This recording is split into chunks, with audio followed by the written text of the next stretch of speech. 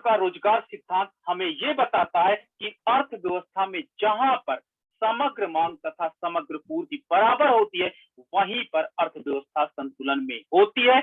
उसी पॉइंट को हम लोग प्रभावपूर्ण मांग बिंदु, प्रभावपूर्ण मांग बिंदु कहते हैं, जहां पर नेशनल इनकम एंड एम्प्लॉयमेंट का डिटर्मिनेशन होता है, निर्धारण होता है। अर्थात इफेक्टिव डिमांड पॉइंट वो बिंदु है जहां पर अर्थव्यवस्था की समस्त मांग और समस्त पूर्ति दोनों बराबर हो जाती है।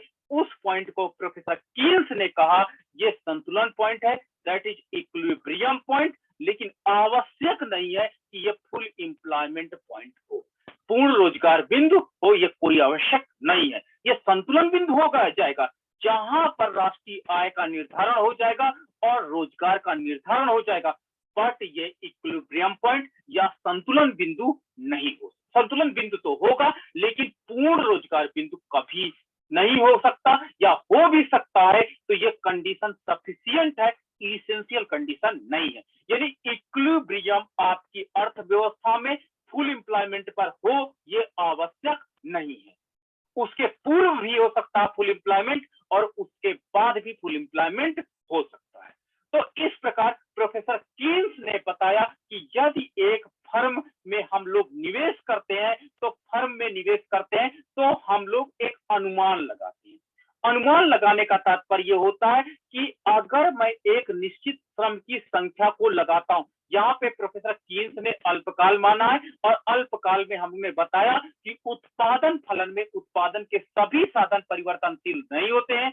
श्रम तथा पूंजी, मान लो दो संसाधन को लेते हैं तो यहाँ पर पूंजी को मैंने स्थिर कर लिया, अर्थात मैंने केवल श्रम साधन को उत्पादनशील माना है, और यदि श्रम की संख्या बढ़ाई जाती है तो उत्पादन बढ़ेगा। तो जब हम अनुमान लगाते हैं कि एक निश्चित संख्या में श्रमिक को लगाने के बाद जितना उत्पादन प्राप्त करने की आशा करते हैं, प्राप्त करने की आशा करते हैं, यानी प्रत्याशित आय, वो कहलाती है एग्रीगेट डिमांड। और वास्तव में जब हम बाजार में अपने उत्पादित वस्तुओं तथा सेवाओं को बेचकर जो वास्तव में प्राप्त करते हैं, ठीक है, कम से कम इतना प्राप्त करते हैं ताकि आगत का भुगतान कर सके, उसे कहते हैं समस्त पूर्ति। तो इस प्रकार प्रोफेसर कीन्स ने बताया कि जहां पर अर्थव्यवस्था में समग्र मांग समग्र पूर्ति के बराबर हो जाता, उस पॉइंट पर इफेक्टिव डिमांड पॉइंट हमको प्राप्त हो जाता, और यही इफेक्टिव डिमांड पॉइंट आपका नेशनल इनकम का निर्धारण कर देता। यही इफेक्टिव डिमांड पॉइंट आपके एम्प्लॉयमेंट लेवल का भी निर्धारण कर देता है। ठीक है, तो अर्थव्यवस्था में मेन पॉइंट इनके क्या थे प्रोफेसर कीन्स के? समग्र मांग तथा समग्र पूर्ति। यही अर्थव्यवस्था में समग्र मांग तथा समग्र पूर्ति जहां पर बराबर होंगे, अर्थव्यवस्था प्रभावपूर्ण मांग बिंदु पर संतुलन में आ जाएगी। अगर अर्थव्यवस्था फुल एम्प्लॉयमेंट पॉइंट पर नहीं है, मान लीजिए फुल एम्प्लॉयमेंट पॉइंट के पहले, पूर्ण रोजगार बिंदु के पहले अर्थव्यवस्था संतुलन में आ जाती है, तो प्रोफेसर कीन्स ने कहा कि अर्थव्यवस्था में समग्र मांग को आप बढ़ा दो। समग्र मांग को बढ़ाने का तात्पर्य है लोगों को ज्यादा से ज्यादा आय दे दो, क्रय शक्ति दे दो। लोगों की आदत होती या तो उपभोग पे खर्च करेंगे या तो निवेश करेंगे। परिणाम स्वरूप अर्थव्यवस्था में समग्र मांग बढ़ जाएगी और हम लोग ऊंचे इफेक्टिव डिमांड पॉइंट पर पहुंच जाएंगे, जहां पर रोजगार तथा राष्ट्रीय आय भी पहले से बढ़ जाएगा। ये था ब्रीफिंग। अब चलिए हम विस्तृत रूप में कीन्स का सिद्धांत देखते हैं। कीन्स ने 20वीं शताब्दी के प्रसिद्ध अर्थशास्त्री लॉर्ड जे.एम. कीन्स, याद रखना एक बार नाम एग्जाम में मुझसे पूछा गया था, जे.एन. कीन्स, ये डाल दिया गया था ऑप्शन, जे.एन. कीन्स डाल दिया गया था।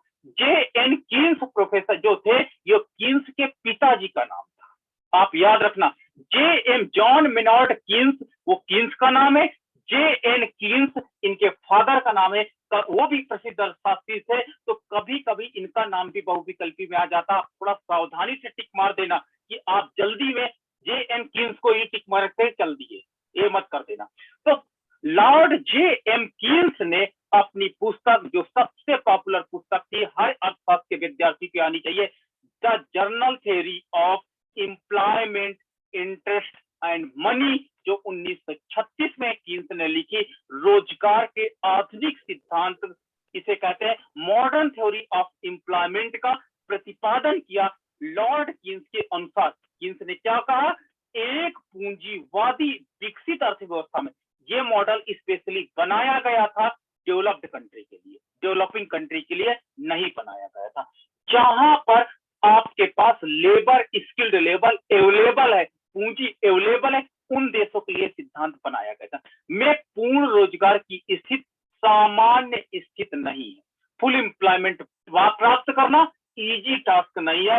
फुल एम्प्लॉयमेंट के पूर्व भी इकोनॉमी इक्विलिब्रियम कंडीशन में आ जाती है। प्रोफेसर कीन्स आगे कहते हैं कि अर्थव्यवस्था में पहली चीज होती है समग्र मांग तथा समग्र पूर्ति। दो बात उन्होंने कही।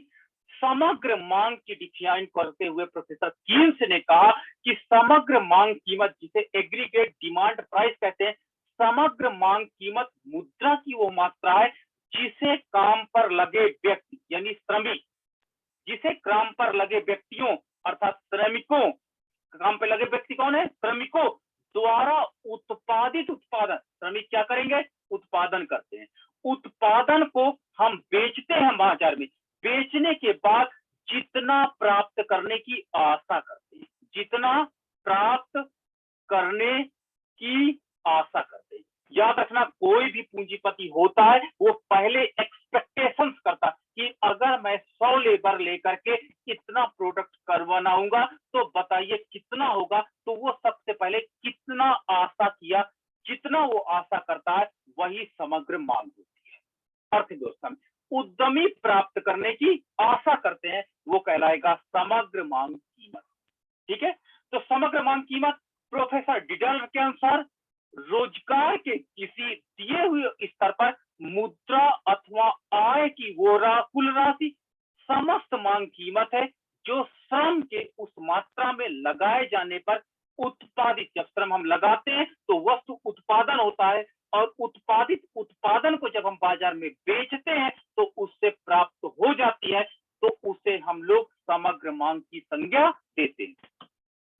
दूसरे शब्दों में यह रोजगार के विशिष्ट उत्पादित उत्पादन के विक्रय द्वारा प्रत्याशित आय है, अर्थात हम एक निश्चित श्रम को लगाने के परिणाम स्वरूप, निश्चित श्रम को लगाने के परिणाम स्वरूप उत्पादित वस्तु को बाजार में बेचने के बाद प्रत्याशित आय को हम लोग एग्रीगेट डिमांड की संज्ञा देते हैं। अर्थव्यवस्था में विभिन्न समस्त मांग रोजगार के विभिन्न स्तर से संबंधित रहती है। यदि अर्थव्यवस्था में लेबर की मात्रा बढ़ती चली जाएगी तो एक्सपेक्टेड हमारे पास प्रत्याशित आय बढ़ती चली जाएगी, अर्थात एग्रीगेट डिमांड भी बढ़ती चली जाएगी, प्रोफेसर कीन्स ने बताया। तो इन्होंने बताया प्रोफेसर कीन्स ने कि एग्रीगेट डिमांड जो होता है, एन, रोजगार को इन्होंने एन से डिनोट किया, ये श्रम का फलन होता है।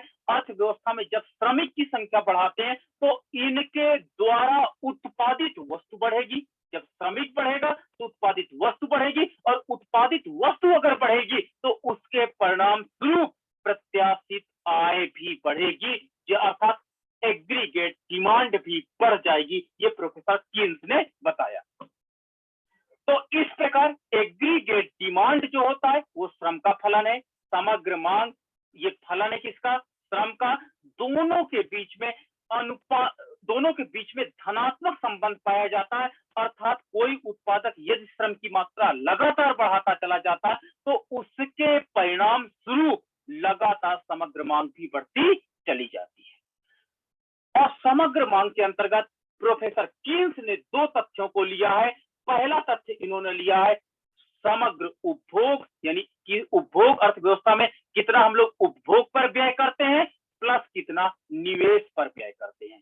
ठीक है, तो उपभोग पर व्यय और निवेश पर व्यय कितना करते हैं, इन दोनों को प्रोफेसर कीन्स ने लिया है। और इन्होंने बताया कि यदि अर्थव्यवस्था में समग्र मांग का मान कम है तो लोगों को आय ज्यादा दे दो, लोगों को आय ज्यादा दे दो, जिसके परिणाम स्वरूप एग्रीगेट डिमांड का मान बढ़ जाएगा। क्यों, जब लोगों को आय प्राप्त होगी तो वो अपना उपभोग बढ़ा देंगे और उसके साथ ही साथ अपना निवेश बढ़ाएंगे। तो जब अर्थव्यवस्था में उपभोग तथा निवेश बढ़ जाता है तो परिणाम स्वरूप समग्र मांग भी बढ़ जाएगा। तो प्रोफेसर कीन्स ने एक सॉल्यूशन यहीं पर दिया कि अर्थव्यवस्था में यदि आपको लगता है कि अर्थव्यवस्था धीमे गति से विकसित हो रही, धीमे गति से चल रही है, तो आप लोगों को ज्यादा से ज्यादा इनकम दे दो।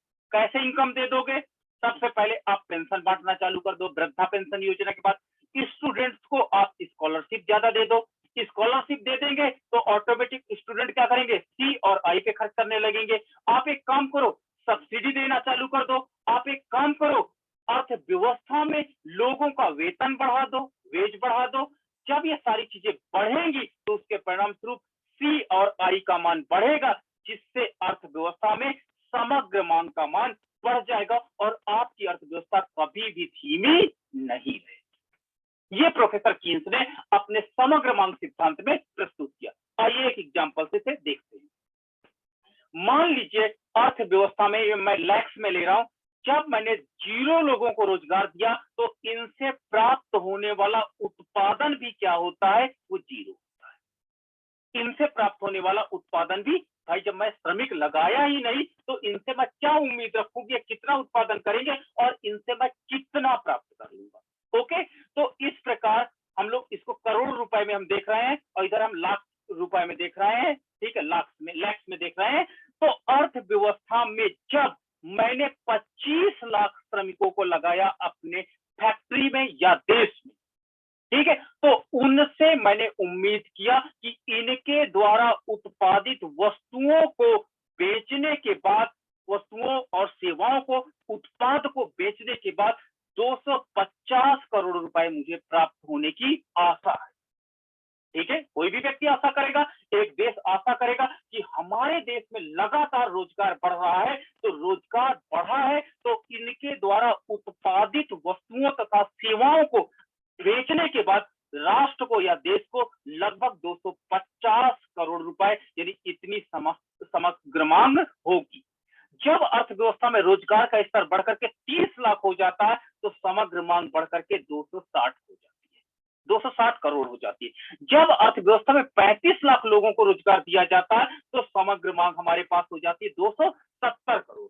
इसी प्रकार कीन्स ने कहा कि अर्थव्यवस्था में जैसे जैसे नंबर ऑफ द लेबर्स बढ़ाते चले जाते हैं, उससे के परिणाम स्वरूप समग्र मांग भी बढ़ती चली जाती है। क्लियर है कि जब अर्थव्यवस्था में नंबर ऑफ द लेबर्स बढ़ाएंगे तो इनके द्वारा उत्पादित आउटपुट भी बढ़ेगा। जब आउटपुट बढ़ेगा तो इससे हमको नेशनल इनकम बढ़ते हुए प्राप्त होगी, यानी समग्र मांग जो यहाँ पर है वो बढ़ते हुए प्राप्त होगी। जब मैं इसका डायग्राम प्लॉट करता हूं, नीचे मैंने क्या किया, नंबर ऑफ द लेबर को ले लिया, यानी मैंने लेबर को ले लिया नीचे आधार अक्ष पर, और वाई अक्ष पर मैंने क्या लिया, एग्रीगेट डिमांड को ले लिया। ठीक है, जब अर्थव्यवस्था में मैंने इसको प्लॉट किया तो एग्रीगेट डिमांड मुझे कुछ इस प्रकार प्राप्त हुआ। ठीक है, अर्थव्यवस्था में जब मैंने N1 श्रमिकों को लगाया, इतने श्रमिकों को लगाया, ठीक है, प्रारंभ में ओरिजिन से निकलता है, यानी यदि श्रमिकों की संख्या शून्य हो जाएगी तो इनके द्वारा प्राप्त उत्पादन भी शून्य हो जाएगा। जब मैंने श्रमिकों की संख्या ON1 कर दिया, श्रमिकों की संख्या बढ़ाया, तो उसके परिणाम स्वरूप अर्थव्यवस्था में एग्रीगेट डिमांड भी बढ़कर के इतनी हो गई, कितनी, OY1 हो गई।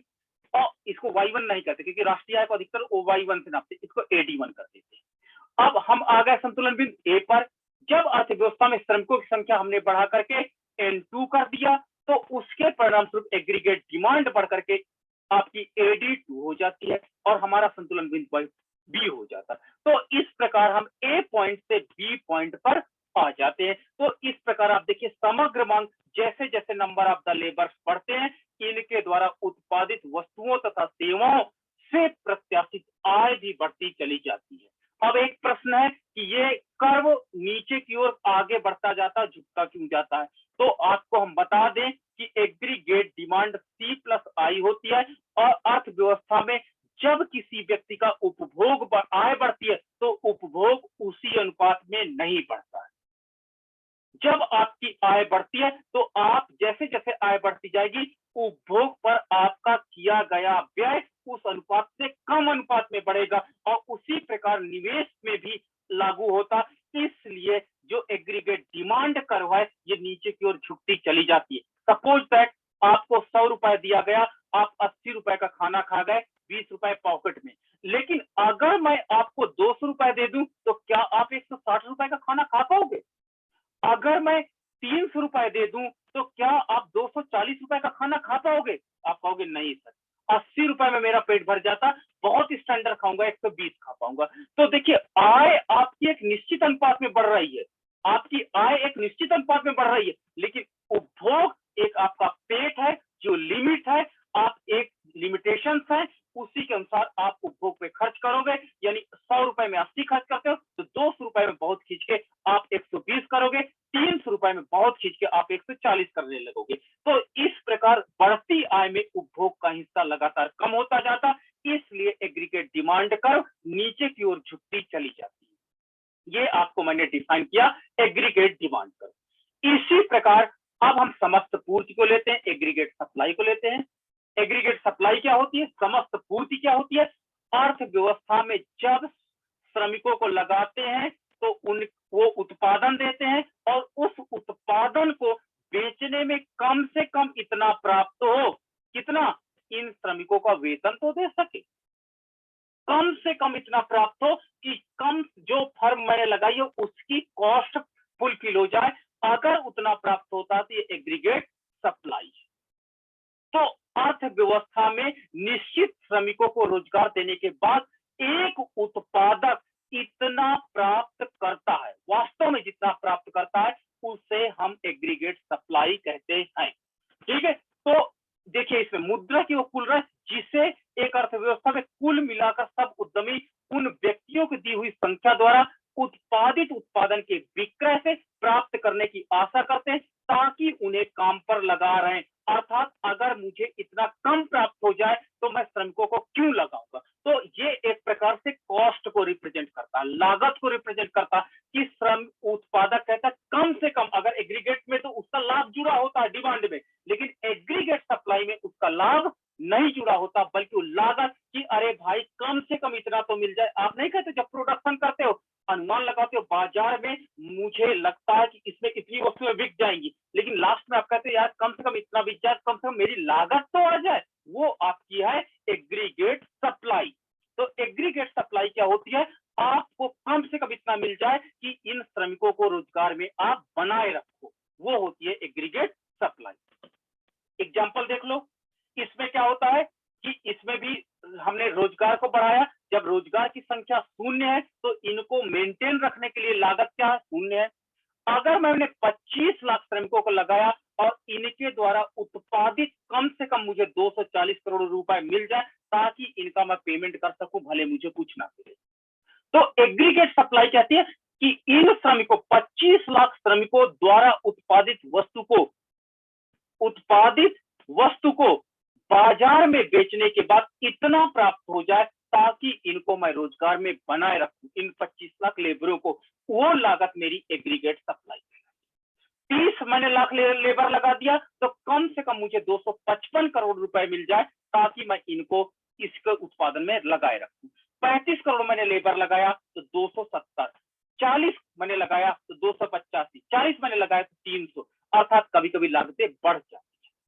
ठीक है, तो इस प्रकार अर्थव्यवस्था में एक निश्चित श्रम द्वारा लगाने के परिणाम स्वरूप उत्पादक को जितना प्राप्त होना चाहिए, जितना प्राप्त होना चाहिए, और ऊपर क्या था एग्रीगेट डिमांड में?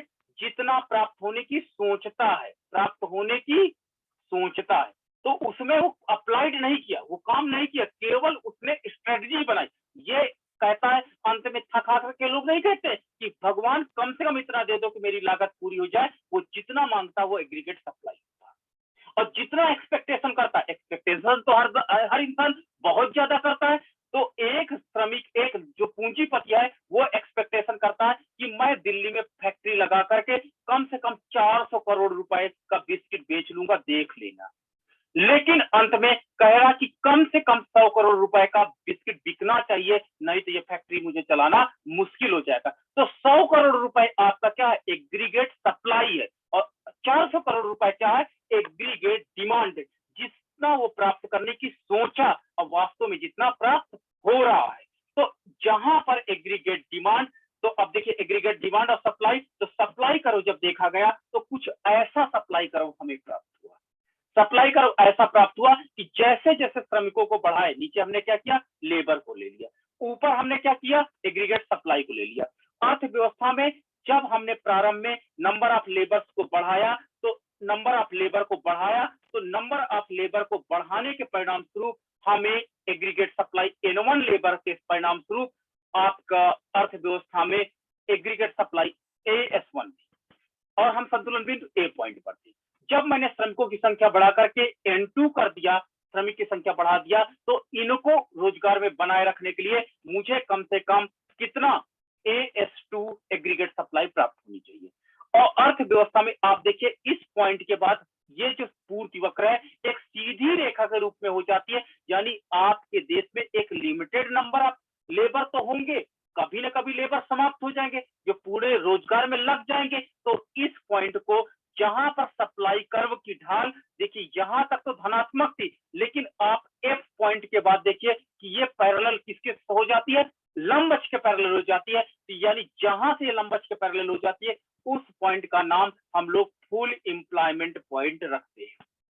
This is called full employment point, यानी अर्थव्यवस्था में जितने लेबर थे सभी को रोजगार प्राप्त हुआ। ओके, तो सभी को जब रोजगार प्राप्त हुआ, इसके बाद इसीलिए एग्रीगेट सप्लाई कर्व क्या होती है कि अर्थव्यवस्था में मान लीजिए मैंने इतने श्रमिक को लगा दिया, ON2 श्रमिकों को लगा दिया, और जहां पर एग्रीगेट जो सप्लाई है वो AS3 है। अर्थव्यवस्था यहां पर एक संतुलन में, एक बेस्ट संतुलन में, लेकिन अर्थव्यवस्था में यदि और डिमांड बढ़ जाए तो एग्रीगेट सप्लाई का मान बढ़ेगा, लेकिन अर्थव्यवस्था में रोजगार नहीं बढ़ेगा, और रोजगार लाइन जो हमारी होगी ये इसी के ऊपर से होकर के पैरेलल जाए, इसी के ऊपर रहेगी।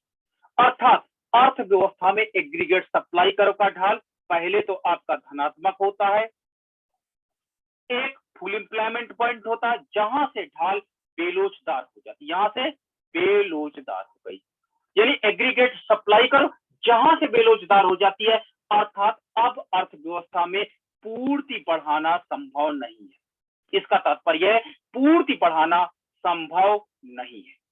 ठीक है, अब हम लोग सप्लाई नहीं बढ़ा सकते, इसलिए प्रोफेसर कीन्स ने कहा कि एक निश्चित सीमा तक हम लोग नंबर ऑफ लेबर को बढ़ाते हैं, लेकिन जब अर्थव्यवस्था में लेबर खत्म हो जाते, खत्म होने का मतलब सबको रोजगार प्राप्त हो जाता, तो उस पॉइंट को हम लोग फुल एम्प्लॉयमेंट पॉइंट कहते हैं। और उसके बाद एग्रीगेट सप्लाई कर्व क्या होती है, वो वास्तव में बेलोचदार हो जाती है और लंब अक्ष के समांतर हो जाती है। ठीक है, लंब अक्ष के समांतर हो जाती है। तो प्रोफेसर कीन्स आगे कहते हैं कि जहां पर एग्रीगेट डिमांड और एग्रीगेट सप्लाई दोनों मिलती है, दोनों एक दूसरे को काटती है, उस पॉइंट को हम लोग इक्विलिब्रियम पॉइंट कहते हैं, और इसी को इफेक्टिव डिमांड पॉइंट कहा गया। कीन्स ने कहा इफेक्टिव डिमांड पॉइंट पर ही राष्ट्रीय आय का निर्धारण होता है, इफेक्टिव डिमांड पॉइंट पर ही नेशनल इनकम का और एम्प्लॉयमेंट का निर्धारण होता है। इसलिए कीन्स का जो केंद्रीय बिंदु है वो प्रभावपूर्ण मांग बिंदु है, प्रभावपूर्ण मांग बिंदु है, और इसी पर क्या होता है, एक इकोनॉमी में एक प्रोड्यूसर या अर्थव्यवस्था संतुलन पर होती है जहां पर राष्ट्रीय आय तथा रोजगार का निर्धारण हो जाता है। ठीक है, तो aggregate demand and aggregate supply जहां पर इक्वल होगी वही इफेक्टिव डिमांड पॉइंट है। प्रोफेसर कीन्स ने कहा कि अगर आपको अर्थव्यवस्था में अनएम्प्लॉयमेंट या बेरोजगारी समाप्त करना है तो इफेक्टिव डिमांड पॉइंट को आपको ऊपर उठाना पड़ेगा, इसको इफेक्टिव डिमांड पॉइंट को आपको ऊपर की ओर खिसकाना पड़ेगा। जबकि क्लासिकल अर्थशास्त्री कहते हैं कि नहीं, एसी पिगु ने कहा वेज कट करना पड़ेगा। तो क्लासिकल अर्थशास्त्री मजदूरी कटौती पर बल देते हैं, जबकि प्रोफेसर कीन्स कहते हैं कि इफेक्टिव डिमांड पॉइंट को ऊपर की ओर ले जाओ। वो कैसे ले जाते हैं, आइए आगे देखते हैं। अब देखिए जहां पर मैं संतुलन आपको दिखाने जा रहा हूं, कैसे रोजगार तथा राष्ट्रीय आय का निर्धारण होता है एग्रीगेट डिमांड एंड सप्लाई के जरिए।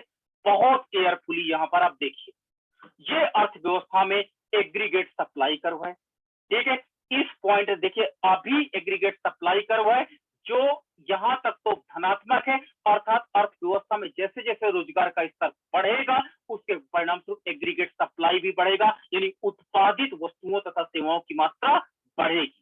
लेकिन इसके बाद अब देखिए, ये आपके पास एग्रीगेट सप्लाई है, ये आपका एग्रीगेट डिमांड है। जो मैंने अभी आपको देखा, पीछे आपको दिखाया कि एग्रीगेट डिमांड कर ऊपर से आता है, एग्रीगेट सप्लाई कर नीचे से जाता है। जहां पर दोनों इक्वल हो जाते हैं, ई पॉइंट, इसी को इफेक्टिव डिमांड पॉइंट कहते हैं। और यहीं से राष्ट्रीय आय और पहले तो रोजगार का निर्धारण हो जाएगा। आपका अर्थव्यवस्था में ओ एन श्रमिकों को रोजगार प्राप्त हो जाएगा। यदि रोजगार का स्तर क्या है, ओ एन रोजगार का स्तर है। और अर्थव्यवस्था में राष्ट्रीय आय का स्तर कितना है, O Y one national income का हिस्सा है, शेयर है। क्लियर है? तो जहां पर देखिए ई पॉइंट पर आपका aggregate demand and aggregate supply दोनों बराबर हो जा रहे हैं। यहीं पर राष्ट्रीय आय में आपका राष्ट्रीय आय का निर्धारण ऊपर अच्छे से आपको दिखाया गया, तथा आधार अच्छे से रोजगार का निर्धारण हो जाता है। लेकिन देखिए, जहां तक धनात्मक ढाल है, इस पॉइंट तक, इस पॉइंट को एफ पॉइंट प्रोफेसर कीन्स ने कहा कि ये फुल एम्प्लॉयमेंट पॉइंट है। अगर मैं इसको डॉट डॉट डॉट डॉट करके नीचे मिला दूं, डॉट डॉट करके मैं जब नीचे मिला देता हूं, इसको एक काम करते हैं, इसको डिलीट करते हैं। मैं एक मिनट, ये देखो एफ पॉइंट है, इस एफ पॉइंट से मैंने डॉट डॉट करके ये देखिए एक रेड लाइन मैंने मिला दिया। यानी अर्थव्यवस्था में ओ एन श्रमिकों को रोजगार तो दिया गया है, बट अभी भी आपकी अर्थव्यवस्था में एन एन वन श्रमिक क्या है, बेरोजगार है। आपकी अर्थव्यवस्था में अभी भी इक्विलिब्रियम पॉइंट ई पर तो है, अर्थव्यवस्था में संतुलन तो है, राष्ट्रीय आय तथा रोजगार का निर्धारण तो है, लेकिन अर्थव्यवस्था में एन एन वन श्रमिक बेरोजगार है। इनके लिए प्रोफेसर कीन्स ने कहा लोगों की आय बढ़ा दो। लोगों की आय बढ़ाने का तरीका, सबसे पहले वेतन बढ़ाओ, वेतन बढ़ा दो, ठीक है। दूसरा काम आपका करो, जब वेतन बढ़ जाएगा तो लोग उपभोग पर ज्यादा खर्च करेंगे, प्लस निवेश पे ज्यादा खर्च करेंगे। दूसरा, आप एक काम करो, स्कॉलरशिप बढ़ा दो। स्कॉलरशिप जब आप बढ़ा दोगे तो सी का मान बढ़ जाएगा, आई का मान बढ़ जाएगा। आप मनरेगा की मजदूरी बढ़ा दो, तो जब मजदूरी बढ़ेगी तो उन लोगों का सी का मान बढ़ेगा, आई का मान बढ़ेगा। आप पेंशन, सामाजिक सुरक्षा की जितनी योजना है उनका अमाउंट बढ़ा दो। वृद्धा पेंशन योजना के अंतर्गत 400 रुपए 600 रुपए कर दो, तो आप परिवार क्या करेगा, ज्यादा खर्च करेगा, उपभोग पे ज्यादा निवेश। तो इस प्रकार सी प्लस आई का मान बढ़ेगा, तो मतलब एग्रीगेट डिमांड का मान बढ़ेगा। प्रोफेसर कीन्स ने कहा अर्थव्यवस्था में ज्यादा मुद्रा डाल दो, किसी बहाने से लोन बांटना चालू कर दो। लोन बांटना चालू करोगे तो ये जो एग्रीगेट रेखा है, ये एग्रीगेट रेखा ऊपर की ओर शिफ्ट होगी, जबकि एग्रीगेट सप्लाई रेखा में कोई परिवर्तन नहीं होगा। तो देखिए, जब अर्थव्यवस्था में लोगों को ज्यादा इनकम किसी बहाने दे दिया जाता तो एग्रीगेट डिमांड रेखा एग्रीगेट डिमांड 1 पर आ जाती है। नया इफेक्टिव डिमांड पॉइंट क्या हो जाएगा, E1। देखिए, नया इफेक्टिव डिमांड पॉइंट है। अगर मैं यहां से लंब डाल दूं तो रोजगार का स्तर पता चल जाएगा। अब देखिए, NN2 लोगों को रोजगार और मिल गया, 3 सफल हो गए अपने मकसद में। राष्ट्रीय आय की बात करता हूं तो राष्ट्रीय आय देखिए बढ़कर के कितनी हो गई, ओ Y1 से बढ़कर के राष्ट्रीय आय कितनी हो जाती है, OY2 हो जाती है। कीन्स अपने मकसद में सफल हो गए, अर्थव्यवस्था में बेरोजगारी खत्म करने पे सक्सेस हो गए। ठीक है, वही क्लासिकल अर्थशास्त्री कहते थे वेज कटिंग कर दो। अरे वेज कटिंग कर देंगे तो सी और आई का मान भी तो कट हो जाएगा, और जब सी और आई का मान, तो अर्थव्यवस्था में व्यय का मान कम हो जाएगा, मांग खत्म हो जाएगी। जब मांग खत्म होगी तो अर्थव्यवस्था में प्रॉफिट खत्म होगा, और प्रॉफिट खत्म होने से अर्थव्यवस्था, पूरी अर्थव्यवस्था खत्म हो जाएगी। कीन्स ने कहा अभी भी देखिए फुल एम्प्लॉयमेंट पॉइंट पे हम नहीं है, आप क्या करिए, पुनः आय बढ़ा दीजिए, फिर से आय बढ़ा दीजिए, नया वेतन आयोग लगा दीजिए। नया वेतन आयोग लगा देंगे, एग्रीगेट डिमांड पुनः बढ़ जाएगी। एग्रीगेट डिमांड बढ़ गई, अब हम लोग कहां पर आ गए, नया डिमांड इक्विलिब्रियम पॉइंट पे आ जाते हैं, और नया इक्विलिब्रियम पॉइंट आपका यहां पर हो जाता है, जहां पर एग्रीगेट सप्लाई रेखा, ये जो नीचे से आ रही है, और एग्रीगेट डिमांड रेखा दोनों इंटरसेक्ट कर रही है ई पॉइंट पर। बट मैंने कहा this is full employment point. क्यों, अब आपके यहाँ लेबर समाप्त हो गए। अब आप देखिए, जितने लेबर थे वो सब का सब रोजगार पे आ गए कि नहीं आ गए, यानी आपका मकसद पूरा हुआ। तो एग्रीगेट डिमांड को लगातार AD1 से AD2 आपने किया, AD2 से AD3 किया, and we come at E point, that is full employment point. यानी मुझे एक ऐसा ही इफेक्टिव डिमांड पॉइंट मिल गया, इफेक्टिव डिमांड पॉइंट जहां पर अर्थव्यवस्था फुल एम्प्लॉयमेंट पर है। This is very good for me, यानी मैं अपने मकसद में सक्सेस रहा और अर्थव्यवस्था में राष्ट्रीय आय यहाँ पर कितनी हो जाएगी, पहले Y1 थी, फिर Y2 हुई, फिर Y3 हुई, यानी अर्थव्यवस्था में इस फुल एम्प्लॉयमेंट पॉइंट पर, मुझे फुल एम्प्लॉयमेंट पॉइंट पर इफेक्टिव डिमांड पॉइंट मिल गया और इस पॉइंट पर मेरी नेशनल इनकम OY3 प्राप्त हो गई और अर्थव्यवस्था में रोजगार ON1 प्राप्त हो गया। इतने लोग और अर्थव्यवस्था में जितने श्रमिक थे सबको हमने रोजगार दे दिया, अर्थव्यवस्था की नेशनल इनकम को हमने बूम कर दिया, ये हमारा टारगेट था।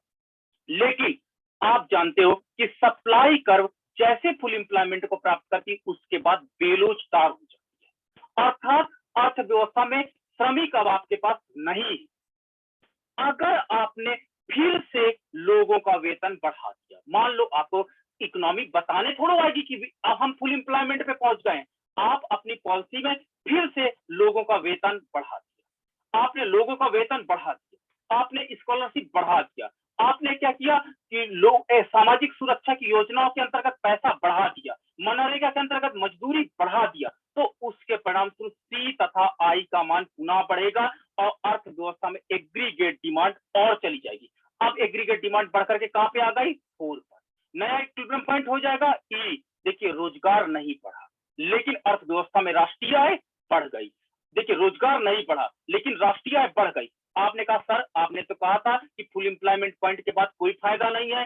हाँ, मैंने कहा कि अर्थव्यवस्था में रोजगार नहीं बढ़ेगा लेकिन राष्ट्रीय आय एक प्रकार से गुब्बारा बन गई है, इन्फ्लेशन का शिकार हो गई है। मूल्य बढ़ने के कारण आपको महसूस हो रहा है कि नेशनल इनकम बढ़ गई है, लेकिन वास्तविक कंडीशन में नेशनल इनकम नहीं बढ़ी है। आपको मैंने बताया था कि आउटपुट को प्राइस से मल्टीप्लाई कर दीजिए, सर्विस को प्राइस से मल्टीप्लाई कर दीजिए।